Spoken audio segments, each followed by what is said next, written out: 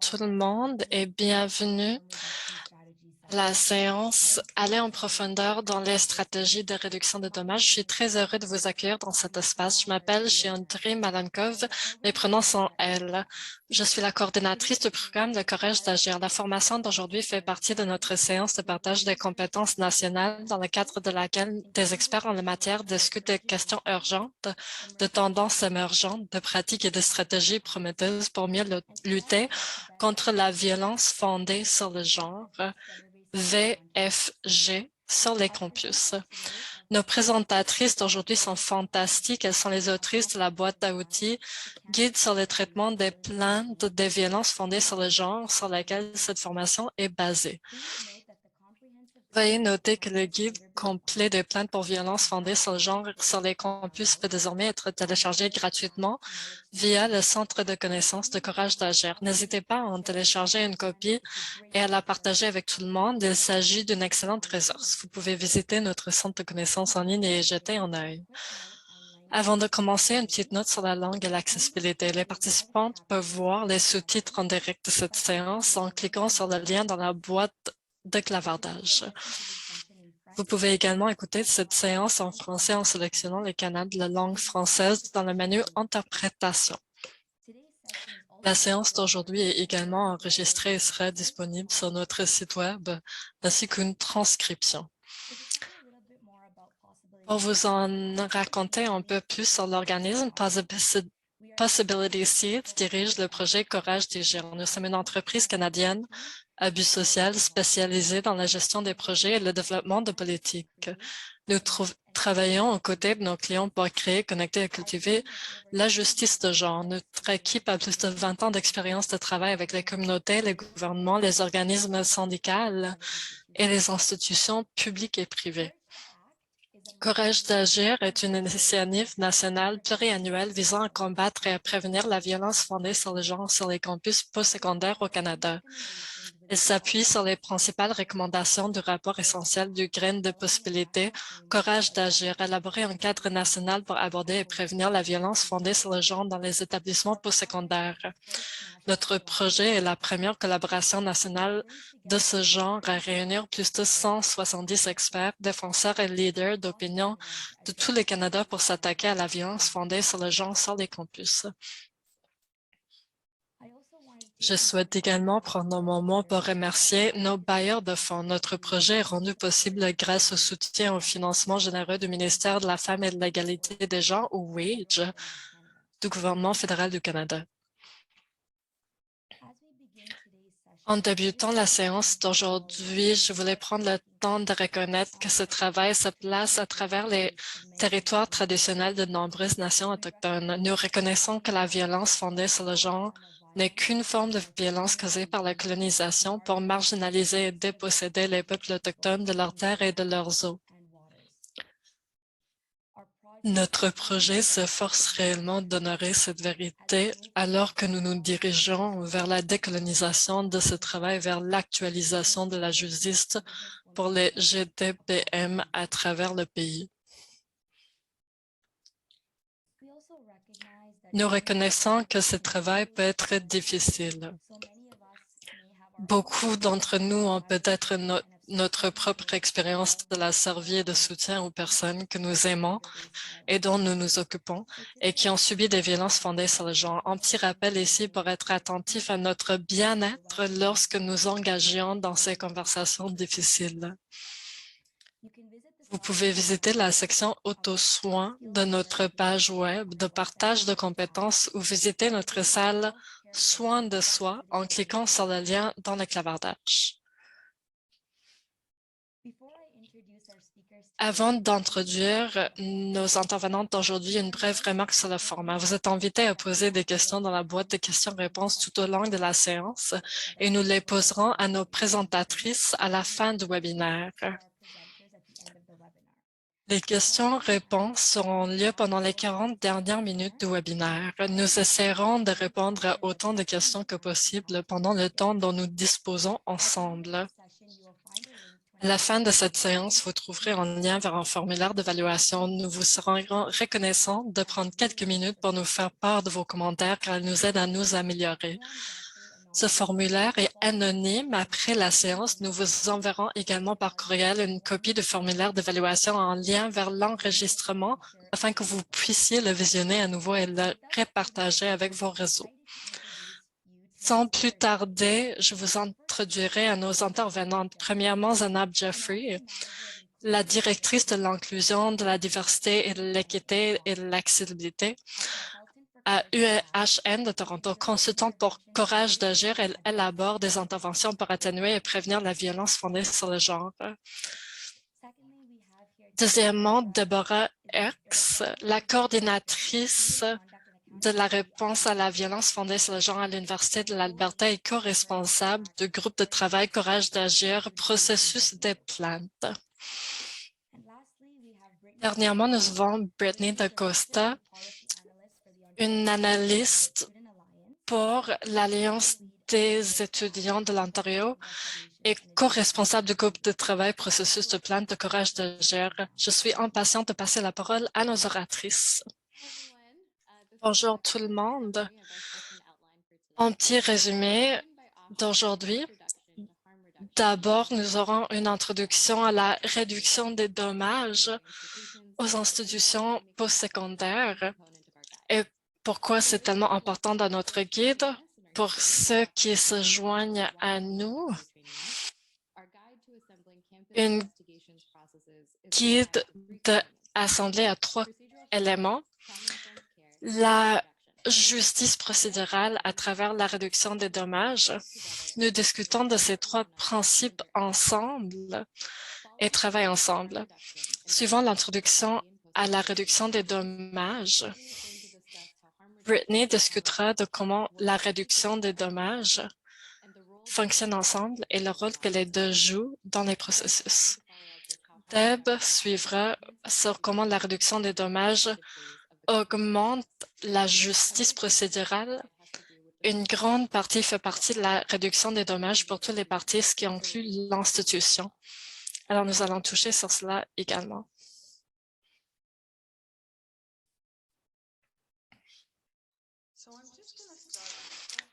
Alors, voici un petit rappel du contexte régulatoire des institutions postsecondaires. La violence basée sur le genre existe dans le nexus de lois fédérales et provinciales sur les droits de l'homme, la vie privée et la santé au travail. Elles sont également affectées par les politiques et procédures des établissements d'enseignement. Les conventions collectives relatives aux droits et responsabilités, les codes de conduite professionnelle et autres, et les déclarations d'engagement institutionnel, par exemple en matière d'équité, de diversité, d'inclusion et de décolonisation. Parfois, ces éléments sont en tension, par exemple. Il n'est pas évident de concilier le droit du plaignant à être informé de l'issue d'une plainte avec le droit à la vie privée de la personne mise en cause. Vous trouverez plus d'informations à ce sujet dans la question non résolue du guide. Mais nous ne pouvons pas laisser le fait de nous conformer à l'une d'elles signifier que nous en ignorons une autre. Nous devons trouver une solution, car rien de tout cela n'est facultatif.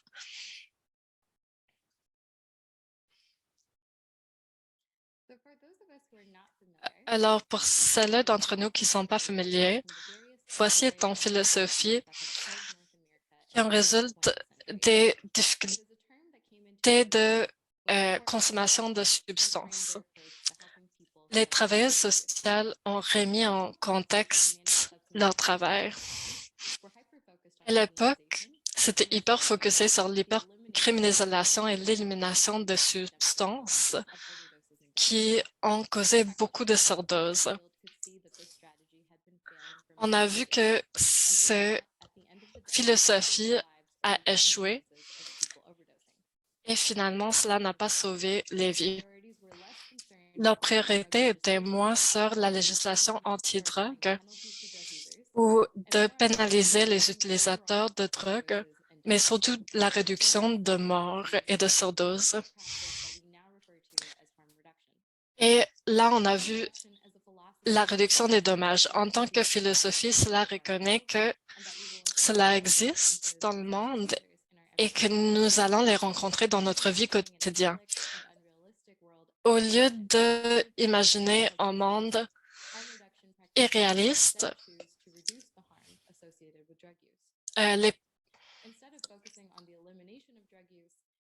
Au lieu de réduire l'usage des drogues, ils aident les personnes à utiliser de façon sécuritaire et d'appliquer les interventions comme l'échange des aiguilles.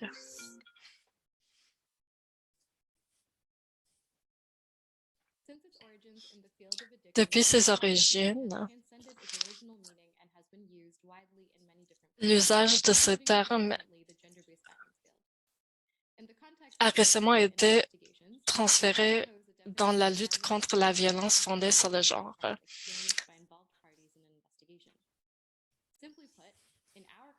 Alors, dans notre contexte, cela signifie que nous reconnaissons que le préjudice est un élément inévitable des processus de plainte.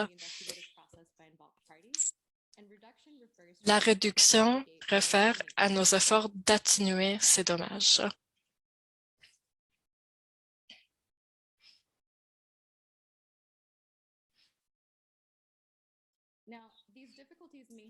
Alors, ces difficultés ont existé avant le processus ou ils sont survenus lors du processus lui-même. Notre guide fait l'argument qu'on devrait utiliser cette philosophie afin de réduire les dommages.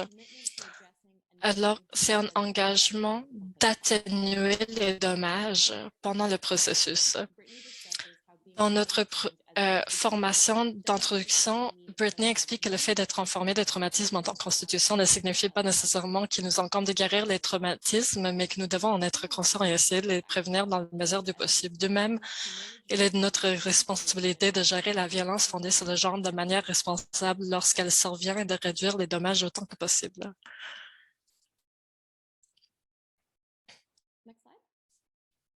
Prochaine diapo. J'aimerais prendre un moment pour parler de comment j'ai eu cette idée. Cela n'est pas passé du jour au lendemain. J'ai travaillé dans les institutions postsecondaires dans le sud de l'Ontario toute ma vie adulte. Au début, je me suis impliquée dans la politique, le perfectionnement et l'implication en espérant qu'une pénalité assez forte résoudra le problème.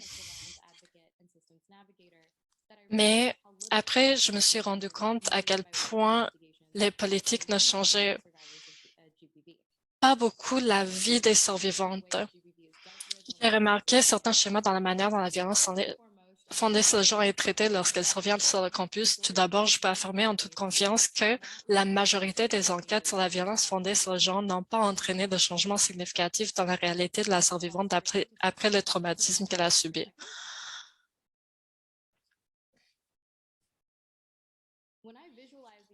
Lorsque je visualise les impacts d'un incident de violence basée sur le genre, je le vois ainsi. En interruption,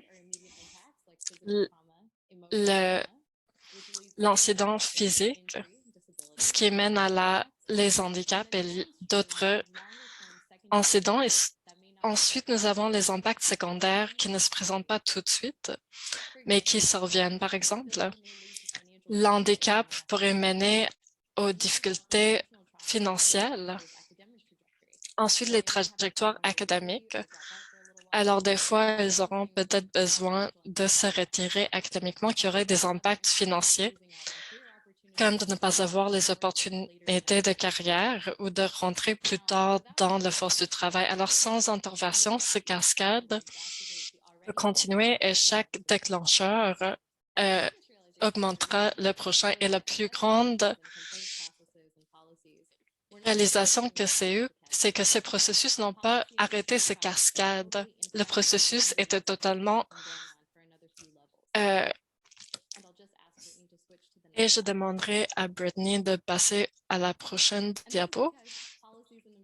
Alors, les politiques et les enquêtes, les processus d'enquête en Amérique du Nord ne sont pas concernés par l'arrêt de ces cascades. Je dirais que la plupart des institutions ne voient pas le recouvrement de potentiel des étudiants qui ont des torts en tant que priorité. Alors, d'abord, est-ce qu'un code de conduite a été violé? Si cela a été violé, on a une sanction. Sinon, il faut revenir en temps et faire semblant que cela ne s'est jamais passé. À aucun moment, on cherche à changer les dommages qu'a subi la survivante. Si, par exemple, une survivante a des difficultés financières, l'enquête ne l'adresse pas.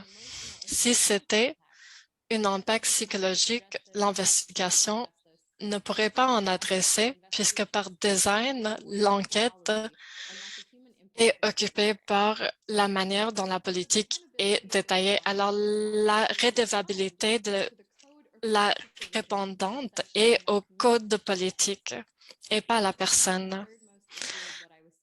Et voilà le troisième problème. Ces processus n'ont rien à voir avec la redevabilité et changement de comportement aux répondants. Cela demande la question à qui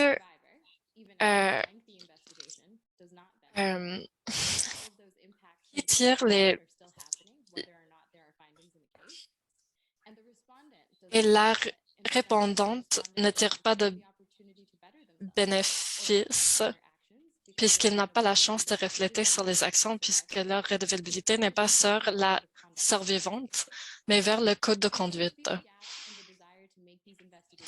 Alors, c'est le désir de rendre cela bénéfique nous a poussé à élaborer ce guide. Nous avons voulu créer un processus qui pourrait en tirer les changements vers les survivantes.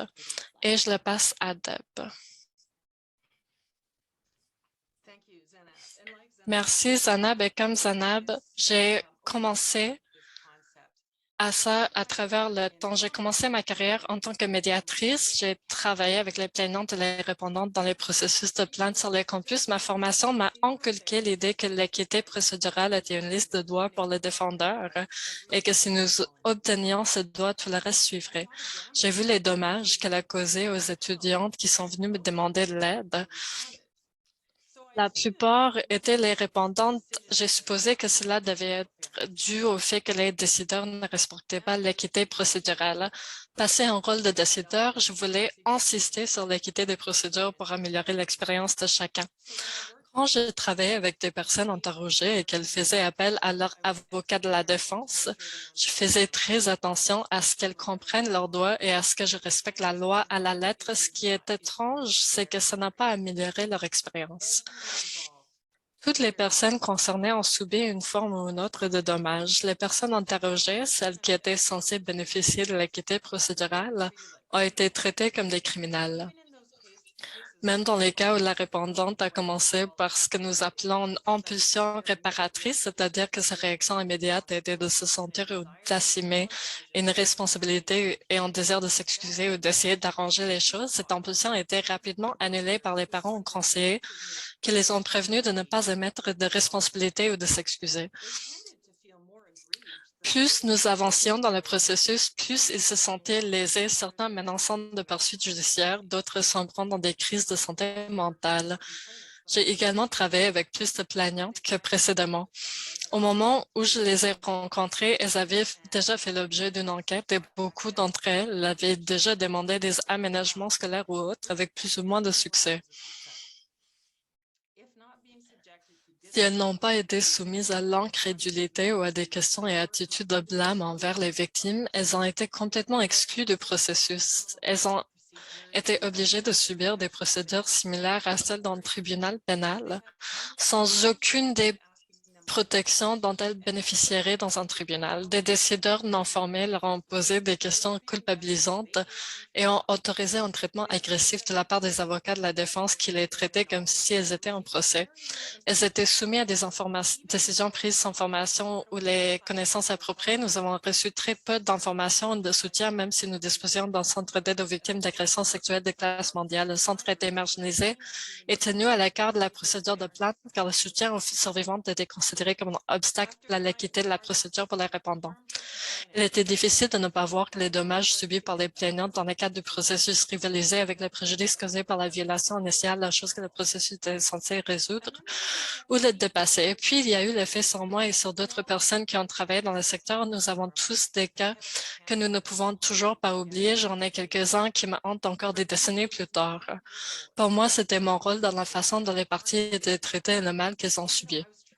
Même si j'essayais de faire mieux, j'étais complice de ce système qui causait tant de dommages inutiles et ce n'était pas facile de le voir de l'intérieur. C'était devenu évident cependant quand j'ai regardé les étudiants en face de moi, j'avais l'impression qu'être un décideur impartial me rendait inhumain. Il est devenu de plus en plus difficile au fil des ans de concilier mes valeurs et mon travail. Personne dans le processus n'en sortait indemne et j'ai fini par comprendre que c'était parce que nous ignorions l'expérience humaine, les retombées émotionnelles, psychologiques, psychiques et sociales de l'obligation de passer par nos processus. Et pour les répondantes et les plaignantes, pour moi, le fait d'avoir été témoin des dégâts que nous avons laissés dans notre silage est la raison pour laquelle, lorsque Zenab a proposé de faire de la réduction des dommages une norme fondamentale à part entière, j'étais tout à fait d'accord.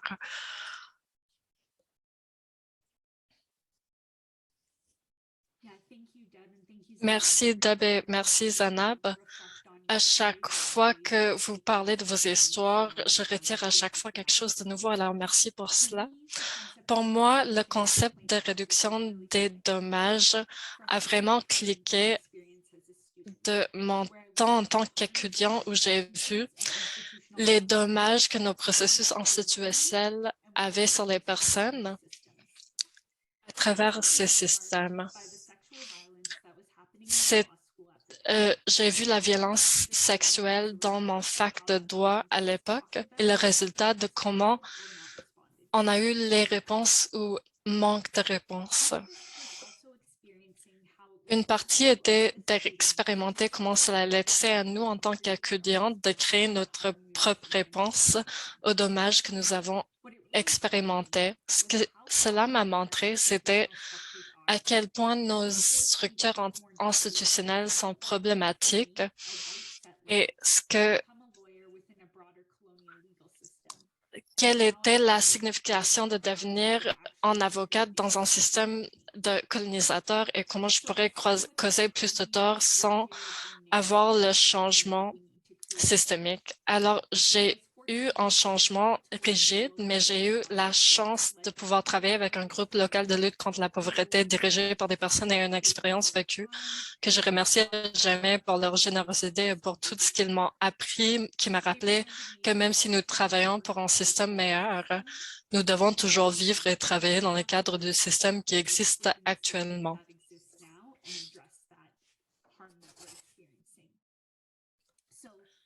Bien que nos conversations aient porté sur le rôle que jouent les avocats dans la défense systémique des droits, ce qu'ils m'ont réellement appris, bien que nous ne l'ayons pas nommé ainsi à l'époque et que je n'ai fait le lien dans ma propre réflexion que récemment, c'est la réduction des dommages. Cela m'a permis à réfléchir de manière plus critique à la façon dont nous devons nous engager dans les systèmes et des processus défectueux et nuisibles pour les rendre plus sûrs et au fait que ce travail ne doit pas nécessairement les légitimer si nous travaillons également alors démantèlement. En y réfléchissant maintenant avec ma compréhension plus approfondie de la réduction des risques grâce à Zanab, j'ai compris comment nous pouvons reconnaître que les processus de plainte sont intrinsiquement nuisibles et de travailler à la mise en place d'alternatives tout en veillant à ce que les processus de plainte soient plus sûrs pour les personnes concernées. Alors, comme vous pouvez le constater, une grande partie de notre compréhension vient du fait que nous avons été témoins ou victimes de préjudices causés par des structures institutionnelles, mais nous voulons en savoir plus sur votre point de vue. Quels sont les exemples de dommages que vous avez été témoins ou victimes en participant à des processus formels dans votre institution? Nous allons faire une pause pour vous permettre de réfléchir et si vous souhaitez partager, n'hésitez pas à ajouter vos exemples au clavardage.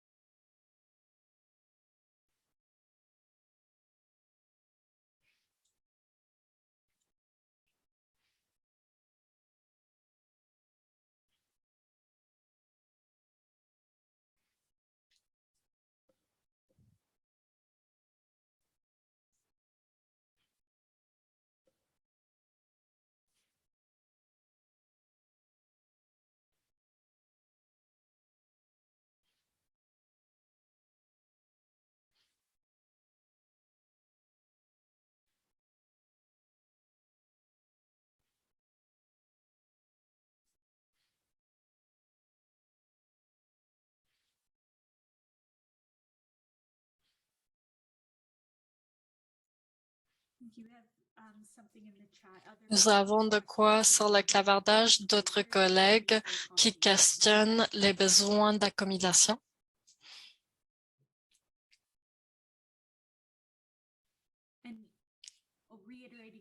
et de réitérer les histoires plusieurs fois avec des réponses différées d'affirmation et de déni.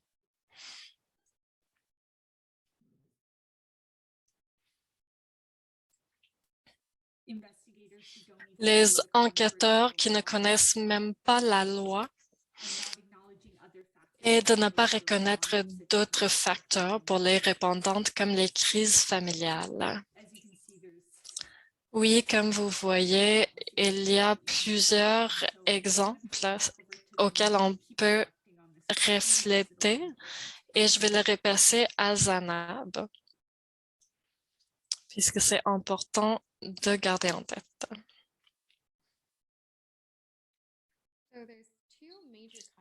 Alors, il y a deux concepts majeurs sur notre philosophie. Le premier est la trahison institutionnelle, ce qui se passe lorsque vous, en tant que survivante, vous adressez à l'institution où le dommage a été subi et que vous recevez une réponse qui ne tient pas compte des préoccupations que vous avez soulevées et de ce que vous avez vécu. Ainsi, la violence liée au genre se produit, vous l'aviez documenté ou présenté, pas nécessairement dans le cadre d'une plainte, et vous avez été confronté à une personne qui ne prend pas les mesures appropriées après avoir pris connaissance de votre expérience. Par exemple, la blâme des victimes, les mythes de viol, l'insensibilité culturelle et le racisme. Le deuxième concept est le traumatisme du sanctuaire. Ce terme est plus spécifique aux espaces à l'intérieur de l'institution qui se disent des alliés. Alors, les professeurs, les thérapeutes de l'école, etc. En fait, ce qui se passe, c'est qu'un étudiant entre dans un espace qui devrait être sécuritaire pour y être également blessé. La personne qui s'est présentée se sent alors abandonnée, traumatisée et peut-être encore plus mal que l'avant.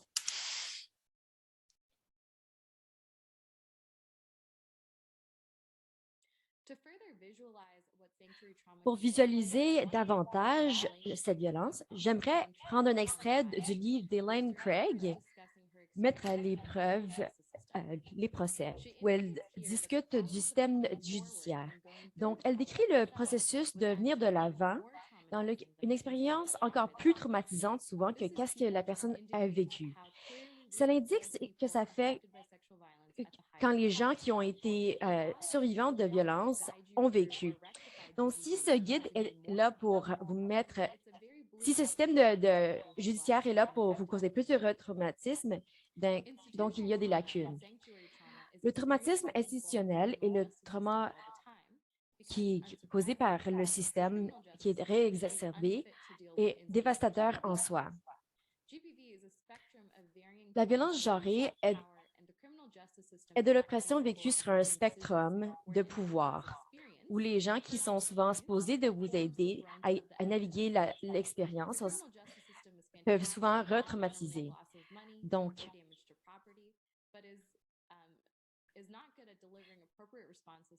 souvent, ces institutions ne sont pas adéquates pour pouvoir vous aider à déterminer le montant d'argent qui vous est dû, les séquelles, etc. Beaucoup de ces processus au Canada sont basés sur les duplications des systèmes déjà existants coloniales ou des mimétismes de systèmes. Il est inévitable que les éléments du CG fassent leur chemin dans nos processus. Et ce n'est pas vraiment exagéré lorsque l'ISP est impliqué, parce qu'il y a des éléments irrévocables qui peuvent être convictuels. Dans un cas d'un procès, c'est considéré un crime contre l'État. De façon similaire, l'incident de violence genrée dans nos systèmes est considéré un élément violent. Souvent, le survivant est même considéré un témoin dans l'investigation, dans l'enquête. Vous êtes obligé à témoigner. Il y a même une sanction prononcée par le juge qui n'a presque rien à voir avec ce dont le survivant a réellement besoin ou ce qu'il veut. Donc, cette personne n'a pas réellement du pouvoir à la fin de tout ça. Des ISP ont même des examinations bâties à l'intérieur des systèmes. Et souvent, il y a même des jurys impliqués dans les processus, des jurys ou des panneaux étudiants qui constituent un panel de décideurs. Donc, même si les éditions ne sont pas nécessairement des CJ, cela ne signifie pas qu'elles ne reproduisent pas les mêmes erreurs que les CJ. Et à son tour, cela signifie également que nous sommes vulnérables à la reproduction du même type de trahison institutionnelle et de traumatisme de sanctuaire au sein des ISP. Pour explorer la trahison institutionnelle davantage, on peut voir un exemple récent qui se déroule présentement à l'Université de Harvard avec 3 à 9 plaignants. Nous voyons une situation où l'institution est de connivence avec les espaces sécurisés pour travailler contre le survivant. Maintenant, Harvard est évidemment un exemple très extrême. Dans ce cas, l'institution a fait demander la contribution de thérapeutes qui ont partagé les secrets des survivants. Il s'agit d'un exemple de conspirationnisme très clair de traumatisme de sanctuaire et de trahison institutionnelle. Et bien que cela puisse sembler extrême, des micro-versions de ce qui se passe à Harvard se produisent tous les jours dans nos ISP. C'est possible que cette expérience exacte se passe chez nous et on ne le sait pas encore.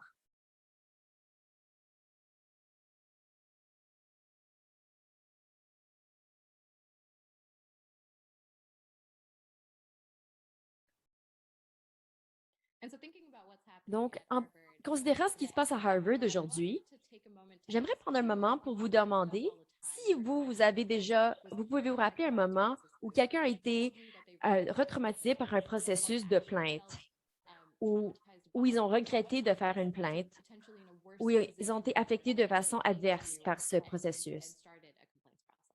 Ou ça peut être quelqu'un qui est venu commencer un processus de plainte auprès de vous. Et bien sûr, vous êtes la bienvenue d'inscrire vos réponses ou vos questions et commentaires dans la boîte de messagerie.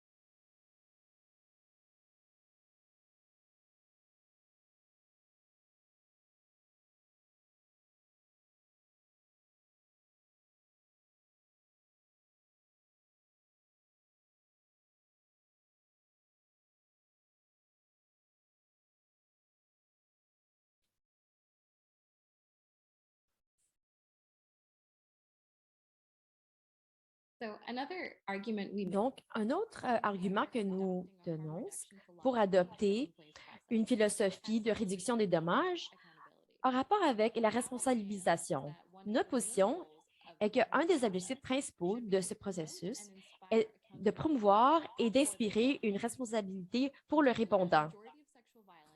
Étant donné que la majorité de la perpétuation de violences de genre est faite par des répondants qui ne sont pas responsabilisés, il faut qu'on... Nous cherchons... Nous allons commencer par regarder la responsabilisation individuelle.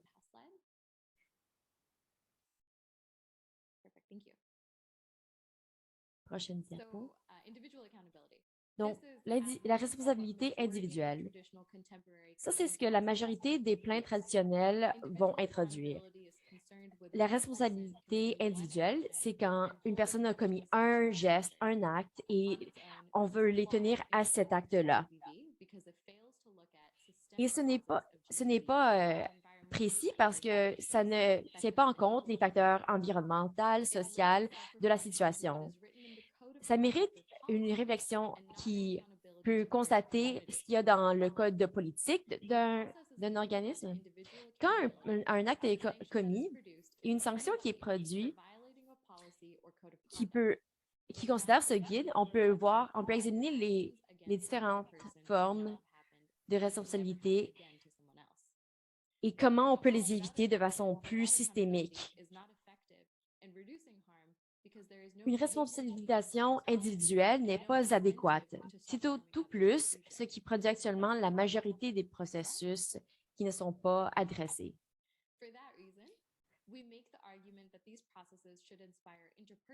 Pour cette raison, nous croyons que on devrait inspirer de la responsabilité personnelle parmi les répondants. Les gens devraient partir avec une compréhension renouvelée de leurs actions sur le long terme et des impacts sur la communauté et sur leurs pairs. Le but, c'est d'inspirer le comportement de réflexion pour éviter des violences ou la perpétuation d'actes ou de gestes semblables dans le futur. Finalement, le processus de plainte devrait aussi contenir de la responsabilité institutionnelle. Donc, les enquêtes et la recherche devraient aussi inclure l'enquête dans les formes de violence systémique de genre. Donc, on a des exemples où il y avait de la violence dans situation de... Donc, on a eu une situation où Deb, moi-même et Brittany, on a été interviewés et chaque entrevue avait la même question. Qu'est-ce que vous savez au sujet de ces hommes qui causent ces dommages? Et comment est-ce qu'on devrait réagir par rapport à l'institution? Donc, toutes ces questions pertinaient aux personnes en particulier. Pour nous et Deb, on était toutes très déçues quand on n'a pas pu, on n'était pas en train de sauter à la chance de réagir avec une forme punitive. Donc, quand vous avez 30 personnes qui ont commis des gestes, 30 personnes qui ont commis des gestes semblables, il faut vraiment commencer à regarder l'environnement en soi qui a permis ces actes. Quelle est la culture de cette résidence, donc? Est-ce que l'alcool est un facteur? Est-ce que les drogues est un facteur? Est-ce que la façon que la résidence est gérée est un facteur? Donc, les pénalités, ce n'est pas nécessairement ce qui est important, mais notre but, c'est de vraiment pouvoir des changements sur le long terme dans le futur. Nous sommes beaucoup plus intéressés à comprendre ce qui a trait au milieu et pas aux répondants. Donc, si vous avez vous avez pu adresser 30 pénalités, vous n'êtes pas en train d'adresser la source du problème. Vous allez vous retrouver dans la même situation qui se reproduit encore et encore. Je vais maintenant passer la parole à Brittany pour parler du lien entre la responsabilité individuelle et les pratiques et les politiques plus larges. Donc, si vous vous rappelez de notre introduction dans ce webinaire et dans le deuxième chapitre de notre guide, un des principes de la pratique informée par le trauma, pour parler des plaintes, c'est que la connaissance du trauma et ses impacts doivent être intégrés dans toutes les politiques, procédures et pratiques pour éviter la retraumatisation et la perpétuation de dommages. Une pratique, c'est d'approcher chaque interaction comme si un dommage pourrait survenir. Donc, adresser la pratique en sachant que tout le monde va montrer ou ne pas montrer des symptômes de la même façon. Cela peut créer un processus plus sécuritaire et permettre aux participants de participer plus librement dans le processus et de penser à comment les droits humains vont être plus protégés.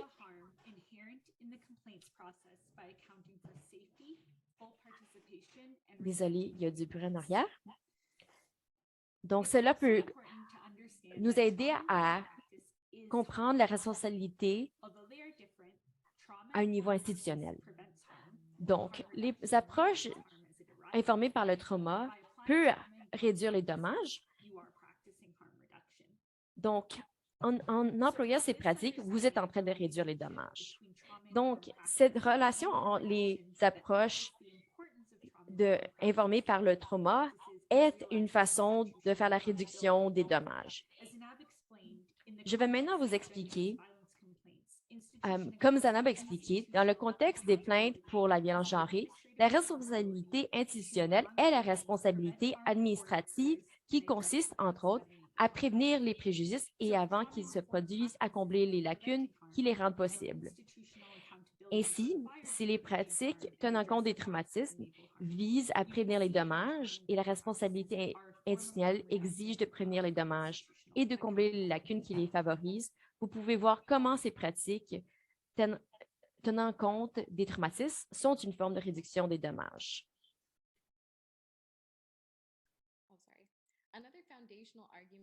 Un autre argument fondamental pour la réduction des risques et des dommages, c'est en train de bénéficier aux survivants parce que c'est en train de rehausser, c'est en train de pouvoir améliorer le processus d'enquête. Ça permet un environnement où les répondants peuvent réfléchir sur leurs gestes et ça peut aussi bénéficier à l'institution pour agir comme un facteur de mitigation des faits.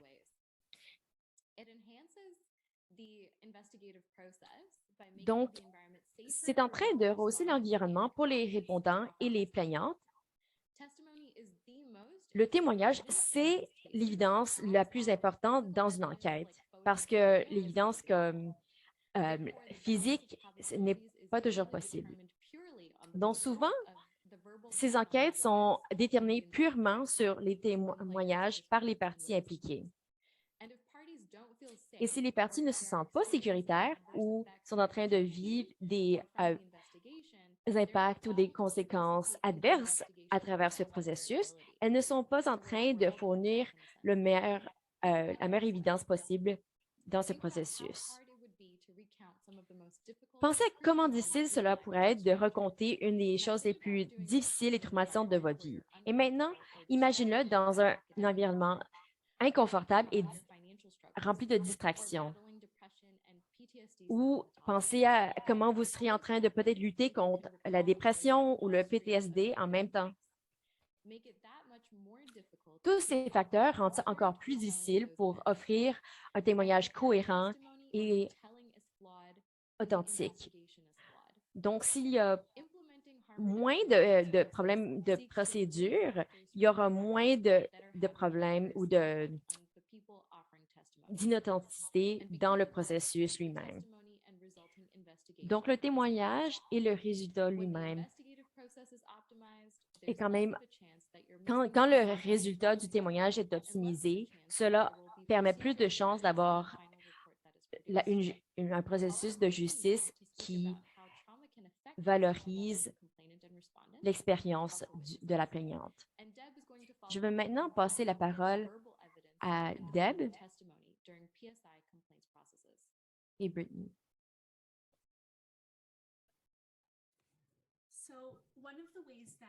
Donc, une des façons qu'on peut adresser les dommages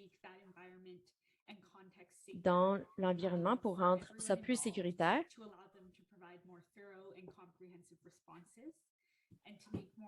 donc pour pouvoir déterminer des souvenirs qui sont plus précis et adéquats,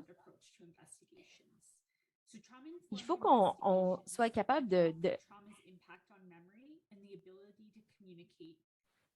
l'adoption d'une approche des enquêtes fondée sur les traumatismes est essentielle. C'est une partie intégrale des enquêtes. Donc, quand on a une enquête informée par le trauma, ça constitue tous les parties impliquées. Donc, si on a une formation d'introduction où on l'a évoqué, et comme nous le détaillons dans le guide, un événement traumatique déclenche des circuits de défense d'une personne, ce qui entraîne des réponses automatiques et une inondation du cerveau par des hormones de stress qui ont un impact sur la mémoire. Quand cela arrive, les informations qui sont encodées dans leur mémoire ne peuvent donc pas être celles que vous pouvez considérer comme essentielles à l'enquête. Elles ne seront peut-être pas capables d'être en mesure de fournir un récit cohérent, qui, quoi, comment, quand, parce que leur cerveau n'a pas considéré ces détails comme essentiels à leur expérience. Le cerveau avait des choses plus importantes sur lesquelles se concentrer, comme la sécurité et le bien-être. Donc, au lieu de cela, ils peuvent se souvenir de détails sensoriels comme une odeur ou un son ou d'autres détails apparemment insignifiants que leur cerveau a jugé essentiels à leur survie, mais nous, on les considère peut-être pas importants, mais elles sont cruciales à leur survie. Donc, il est important de comprendre que les informations les plus crédibles que vous pouvez recueillir auprès d'une personne au sujet d'un incident traumatique sont celles qui sont le plus proches au cœur de son expérience. Ça, c'est les expériences qu'elles ont encodées dans leurs souvenirs, même si elles vous semblent insignifiantes, elles ne l'est pas nécessairement. Il est tout aussi important de concevoir une enquête pour se protéger contre les déclencheurs et tenir compte des déclencheurs inévitables qui auront un impact sur la capacité de la personne à se rappeler ou à articuler ses informations ou des souvenirs. Donc, si l'environnement ou la situation est stressante, la personne interrogée peut subir une réaction traumatique qui va rendre cela difficile à la mémorisation des informations et le témoignage dont vous avez besoin pour une enquête équitable. Donc, je vais répéter ici qu'en plus de créer des environnements sûrs et d'utiliser des pratiques tenant compte des traumatismes et leurs impacts neurobiologiques, il est tout aussi important de considérer et de prendre en compte les contextes individuels, sociaux, culturels, historiques et institutionnels qui peuvent être en jeu, car ils affectent la manière dont une personne s'engage dans l'enquête.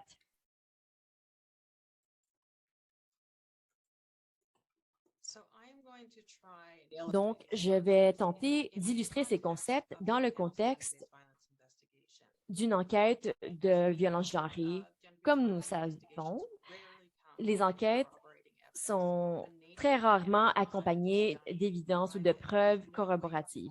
Donc, il n'y a souvent aucune façon de prouver comment ça s'est passé. Un autre aspect clé, c'est aussi que souvent le survivant se sent complice dans l'acte en soi, même en résultant que la personne a peur de le rapporter. Donc, les enquêteurs doivent souvent se fier au témoignage des participants, donc la plaignante, le répondant et des témoins s'il y en a. S'il y a un délai dans le rapport, tous ces lacunes dans les institutions font juste rajouter un autre problème, une autre couche de problème. Chaque participant peut subir des dommages dans l'enquête. Le plaignant doit raconter un événement potentiellement retraumatisant à une ou plusieurs personnes qu'il ne connaît pas dans un cadre de processus dans lequel il a peu de contrôle et de droit.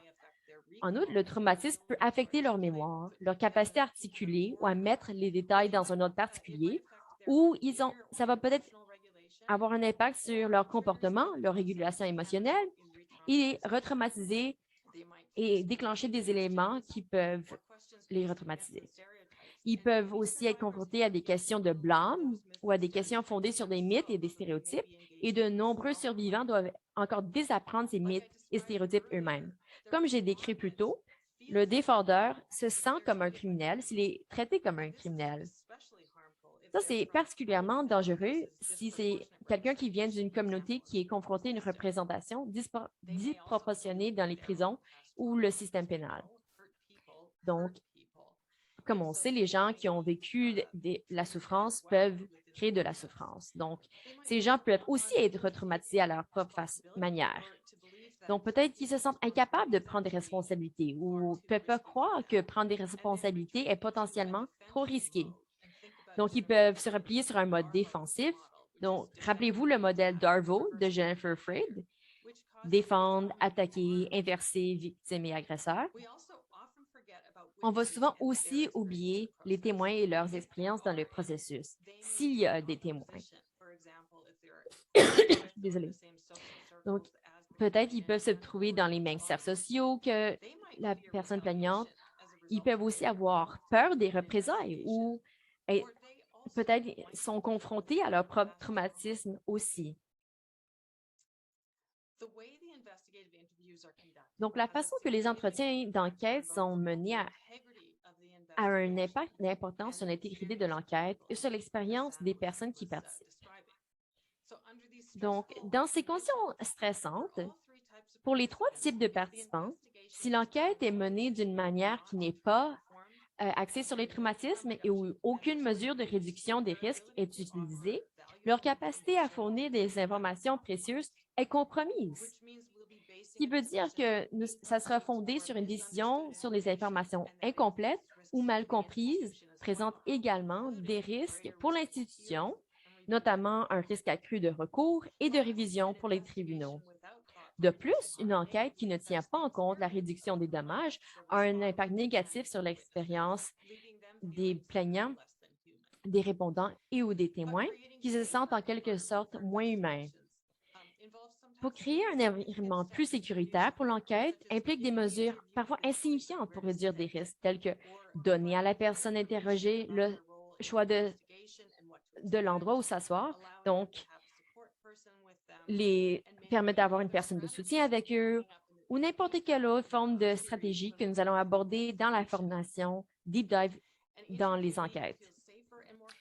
Donc, pour qu'une personne interrogée se sente plus en sécurité et à l'aise, cette personne sera en mesure de s'engager plus pleinement dans le processus et pourra fournir des informations à la fois plus fiables et plus crédibles.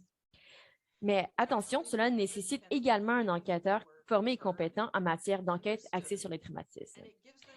Donc, ça permet à quelqu'un de se sentir plus entendu, comprise et de leur donner un minimum de contrôle sur leur propre expérience, ce qui est également une pratique fondée sur les traumatismes. Donc, comme ça, ils peuvent s'en sortir avec moins de dommages pour leur bien-être, quel que soit le résultat. Donc, pour lier tout cela, rappelez-vous de l'introduction que la procédure équitable, c'est le droit à des mesures de réduction, le droit à des mesures où il y a une réduction des préjudices, y compris des pratiques tenant compte des traumatismes. Donc, elles doivent être mises en place pour que le plaignant et la personne mise en cause puissent participer plus pleinement et en toute sécurité à leurs droits. Leurs droits et l'équité procédurale sont également renforcés par ce processus informé par le traumatisme. Donc, une chose que nous voulons faire ici, c'est d'aider à fournir un contexte pour la façon dont cela s'applique à toutes les parties, y compris le répondant particulièrement, en examinant la prévalence du traumatisme. Donc, on a des données américaines qui nous indiquent que près de 3/4 des étudiants ont vécu un événement traumatique au cours de leur vie. Ce que nous n'avons pas spécifiquement, c'est des données sur les étudiants au niveau postsecondaire dans le contexte canadien, mais il existe un taux de prévalence similaire dans la population canadienne en général, avec un peu plus que 3/4 des Canadiens ayant été exposés à un événement traumatique au cours de leur vie. Nous savons également qu'environ 1/3 des Canadiens ont été victimes d'une forme quelconque de mauvais traitement pendant leur enfance, ce qui constitue en soi une expérience traumatisante.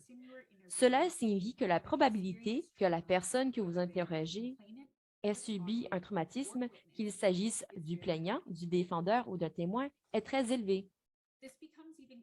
Cela devient encore plus clair lorsque nous pensons à toutes les formes de traumatisme qu'une personne peut subir, qu'il s'agisse d'expériences négatives vécues dans l'enfance, du trauma lié à l'oppression systémique ou des traumatismes raciaux, historiques ou intergénérationnels.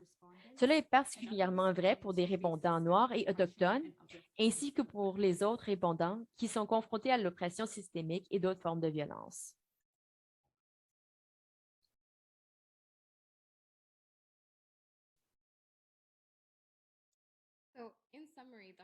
Donc, en somme, la stratégie pour pouvoir améliorer les enquêtes est surlignée dans notre guide. Donc, améliorer les enquêtes en atténuant les environnements traumatisants, résultant dans des changements matériaux pour les survivantes, inspirer la responsabilité pour les répondants avec le but de mitiger des dommages futurs, prévenir des dommages futurs et atténuer les risques, donc, en soi, pour la communauté. Donc, vous pouvez bâtir de la réduction des dommages dès le début du processus. Donc, par exemple, en choisissant un modèle pour vos procédures de réclamation. Dans le chapitre 4 du guide, nous parlons de l'élaboration de stratégies pour réduire les préjudices tout en améliorant l'équité procédurale et la pratique tenant compte des traumatismes, et c'est de choisir un modèle d'enquête plutôt qu'un modèle juridique. Un modèle d'enquête offre la possibilité d'établir une relation de confiance entre la personne interrogée et l'enquêteur. Dans ce modèle, le participant rencontre l'enquêteur individuellement ou avec une personne de soutien ou conseiller, probablement plus qu'une fois, pour fournir ses informations et répondre aux preuves défavorables. Bien que le plaignant et la personne mise en cause ne sont jamais face à face, ils ont tout le loisir d'être entendus et de contester ou d'expliquer les preuves qui confirment leur version des faits. En revanche, le modèle accusatoire oppose le plaignant et le défendeur dans une audience synchronisée, souvent avec plusieurs décideurs. L'audience est la seule occasion de présenter son cas et de faire valoir ses arguments, ce qui introduit un environnement sous haute pression. Le plaignant est généralement traité comme un témoin de l'audience plutôt comme une partie, ce qui signifie qu'il n'est pas autorisé à rester dans la salle, sauf pour témoigner.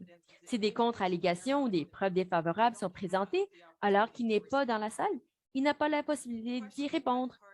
Les questions posées par les parties, leurs conseillers ou les avocats peuvent ressembler à un contre-interrogatoire dans un procès pénal, mais souvent sans les mêmes protections, car peu de ces tribunaux sont formés à la conduite d'audiences de ce type. Les audiences de ce type peuvent laisser les participants traumatisés, incapables d'exprimer correctement leurs pensées, irrespectueux et maltraités. Dans le cas de nos recherches, nous avons trouvé aucune preuve qu'une audience contradictoire améliore l'équité, mais de nombreuses sources traitent du préjudice causé par les audiences contradictoires en personne.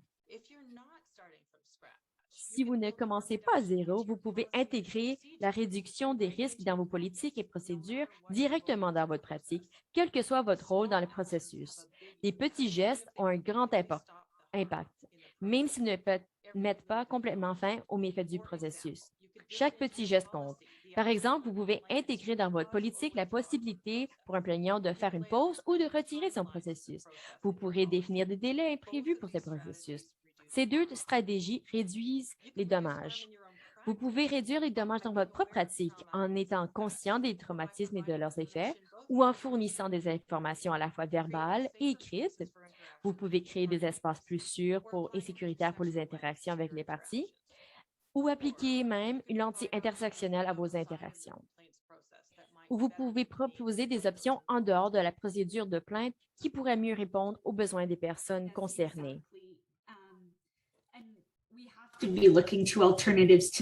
il faut chercher des alternatives à la procédure de la plainte en explorant des processus non judiciaires, en réduisant les dommages, sont dirigés par les survivantes et sont culturellement appropriés. Ces options doivent être présentées comme également légitimes et disponibles aux plaignants avant qu'ils n'entament la procédure de plainte afin qu'ils puissent prendre une décision éclairée sur la meilleure voie à suivre pour elles, ce qui, en fin de compte, est une pratique tenant compte des traumatismes,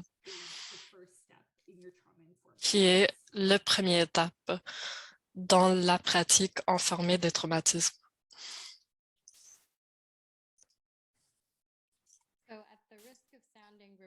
Alors, à la risque de me répéter, je le redirai, la façon que nous avons contextualisé la réduction des dommages est informée par ces trois buts. Premièrement, de combattre le traumatisme sanctuaire. Nous voulons que les sanctions promeuvent la redevabilité et d'avoir les politiques qui n'inspirent pas les changements de comportement n'aura pas les résultats que nous avons envie.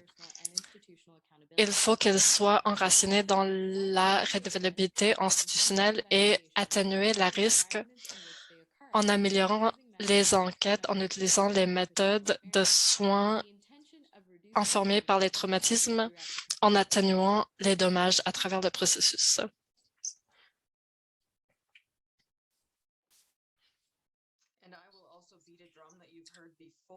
Et je me répéterai également, nous avons eu ce diapo dans la formation d'introduction, si vous étiez là, et il faut répéter que notre but était d'enlever les deux mythes. Premièrement, que l'équité procédurale ne concerne que les défendeurs et que la pratique tenant compte des traumatismes ne concerne que les plaignantes et que ces deux principes existent en tension ou en opposition l'un par rapport à l'autre.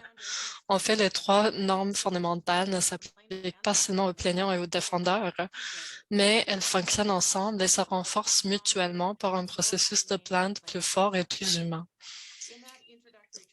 Lors de cette formation introductive, nous avons identifié certains points communs entre les normes: transparence, éviter les mythes, les idées fausses, les préjugés et les stéréotypes, la flexibilité, la communication et l'atténuation des risques. Ces éléments figurent dans chacune des normes fondamentales, ce qui prouve une fois de plus qu'il n'y a pas de conflit entre elles, à condition que l'équité procédurale, la pratique tenant compte des traumatismes et la réduction des dommages soient appliquées à toutes les parties. Et moi aussi, je me répéterai, il faut réitérer que ces standards sont dans une maîtrise de droits humains. Alors, aucune des standards, nous ne pouvons pas avoir la justice procédurale sans les pratiques enfermées par les traumatismes, et il faut aussi renforcer les standards des droits de l'homme et de l'équité. Tout ce que nous avons discuté aujourd'hui est dans la section 1.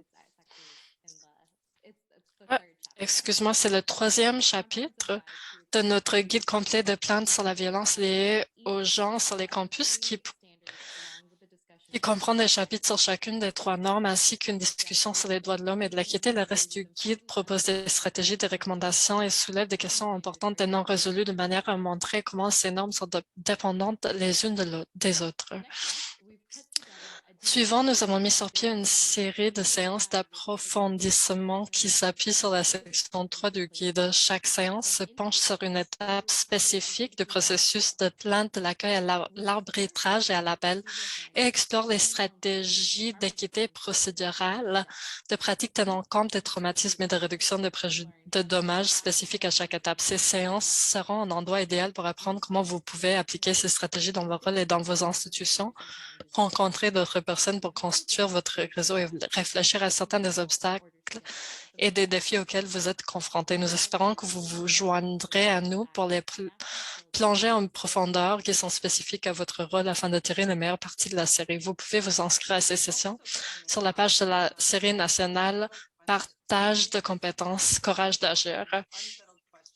Alors, questions non résolues par rapport à la loi ou des exemples des bonnes questions, bonnes réponses à ces questions. Nous avons identifié quelques-unes des questions que nous avons besoin de travailler.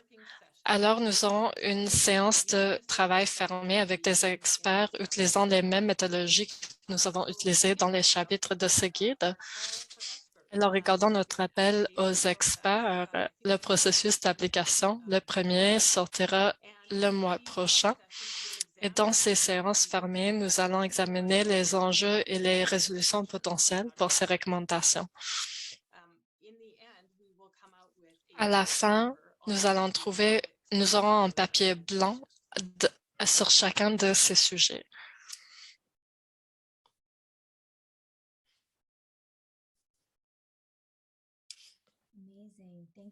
Génial, merci tout le monde tellement pour la présentation forte d'aujourd'hui. Et maintenant, j'aimerais inviter nos spectatrices de partager les questions et les commentaires. Vous pouvez les mettre dans la boîte questions et réponses en bas de votre écran. Cela nous donnerait un petit moment de répondre à vos questions et de les lire. Merci.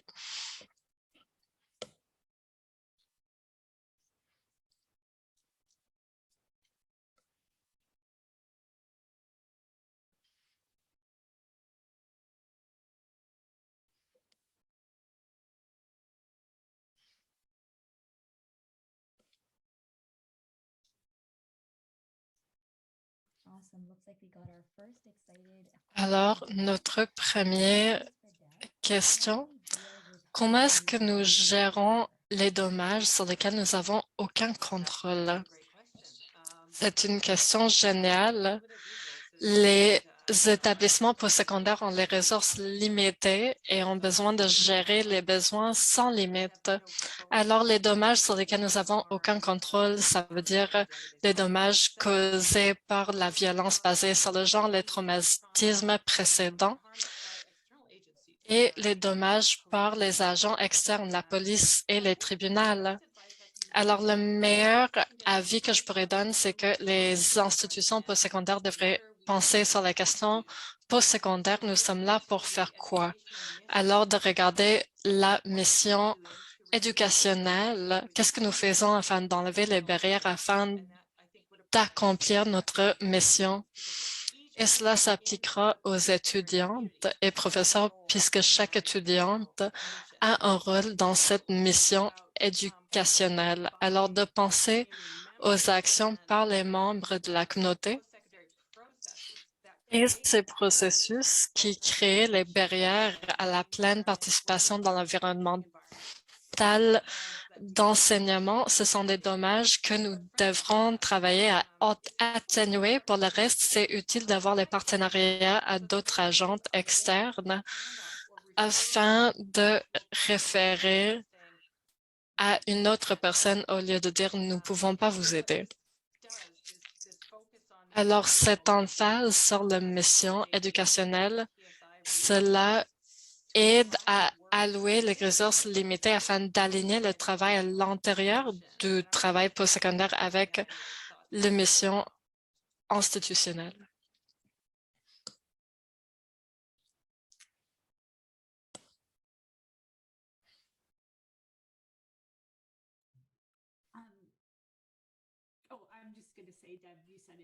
Ah oui, je l'ai dit, Deb, vous l'avez dit brièvement.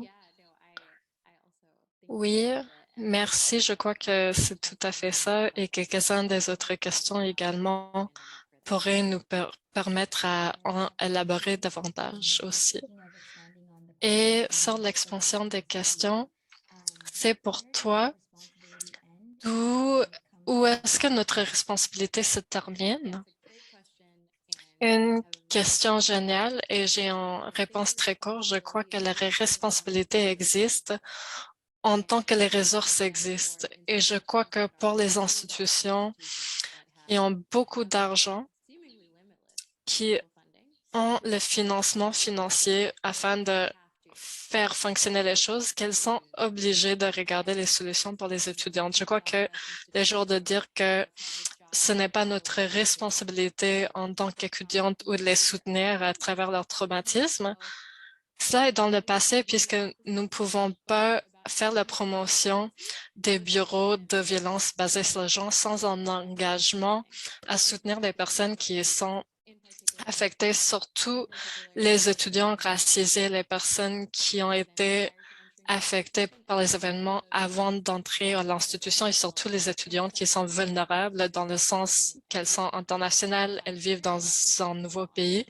Nous invitons ces personnes sur nos campus, nous prenons des dizaines de milliers de dollars d'elles. Nous avons une responsabilité de faire fonctionner les choses pour elles lorsqu'elles en ont besoin. Alors, notre point de vue est que la responsabilité existe autant que les ressources existent. Ce que cela veut dire, c'est que la responsabilité est toujours là, puisque pour une étudiante, il n'y aura jamais une situation où de les aider va empêcher le fonctionnement de l'institution. Et nous pouvons voir le clavardage. J'aurais tellement aimé applaudir lors de votre réponse. C'est très, très puissant. Il nous reste encore une question et tout le monde peut répondre. Comment vous encouragez votre organisme à changer de vos points de vue coloniales et reconnaître que les personnes sont hésitantes à effectuer ces changements? C'est une question géniale et très compliquée également. Je crois qu'un morceau qui vient à la tête lorsqu'on parle aux personnes clés, les institutions qui sont hésitants à changer. Pour ceux qui sont vraiment axés sur comment leur organisme opère et ce que Zainab a parlé sur comment atténuation des risques et comment la pratique sont la mitigation de risques pour l'institution et une façon de démontrer que de prendre ces standards et de les appliquer à vos processus est bien pour l'institution s'il ne l'est pour personne d'autre. Alors, nous le promouvons à quelque chose qu'on devrait faire puisque c'est bien en elle-même, mais le fait que les institutions pourraient ne pas y penser à une façon, c'est une façon de le dire, mais Deb et Zainab, peut-être que vous aurez également des pensées sur cela. J'encouragerais Deb à répondre, mais Brittany, je trouve que tu as abordé l'enjeu majeur, ce qui est les institutions sont encore, puisque nous vivons au Canada, en Amérique du Nord, nous sommes vraiment mariés à l'idée de reproduction des systèmes qui existent déjà et qui gouvernent ce pays. Alors, nous avons besoin de ne pas être trop impliqués comme le système de justice criminelle où nous cochons vraiment le minimum des boîtes et nous continuons pour les raisons de mitigation de risques. Mais c'est un processus de mitigation de risques terrible et nous le voyons avec le sort de situation qui vient de se passer à Western et à chaque quelques semaines qui se passent aux institutions postsecondaires. Clairement, la stratégie que les institutions ont prise en résistant dans l'application de ces principes ne fonctionne pas. Si ça aurait fonctionné, nous n'aurons pas ces histoires et nous n'aurons pas cette discussion aujourd'hui. Clairement, cela ne fonctionne pas. Alors, il est le moment d'essayer quelque chose qui pourrait fonctionner. Alors, voici une autre façon. Alors, essayez quelque chose qui pourrait fonctionner puisque ce que vous faites ne fonctionne pas très bien. Oui, j'adore ces réponses. Et je crois également que nous avons eu la Commission de vérité et réconciliation à travers le pays, les institutions postsecondaires qui ont fait les engagements envers la décolonisation. Je ne serai pas timide de les rappeler que ces engagements sont publics sur le papier et les recommandations dans le rapport sur les femmes et filles tuées. Alors, cela nous donne une carte à suivre. Il n'est pas très compliqué, c'est la résistance au changement et nous avons besoin de continuer d'y travailler, de trouver les alliés, de faire du bruit très clairement. C'est ça qui a besoin de se passer. Clairement, merci tout le monde tellement. Je pense que ce que je trouve, c'est que nous sommes là pour faire du bruit et nous ne sommes pas satisfaits avec ce qui se passe en ce moment. Alors, merci tellement à ce groupe de travail, de processus de plainte, de partager leur expertise avec nous aujourd'hui. Leur guide est disponible pour téléchargement sur le site web. Alors, veuillez le télécharger et le partager avec vos réseaux. J'aimerais également prendre un moment pour remercier nos participants de partager et de se joindre à nous aujourd'hui et de nous inspirant de votre engagement d'implémenter la fin de violence basée sur le genre sur les campus. Nous sommes inspirés de travailler à vos côtés. Merci de vous être joints à nous aujourd'hui et veuillez avoir la gentillesse de compléter la formulaire d'évaluation.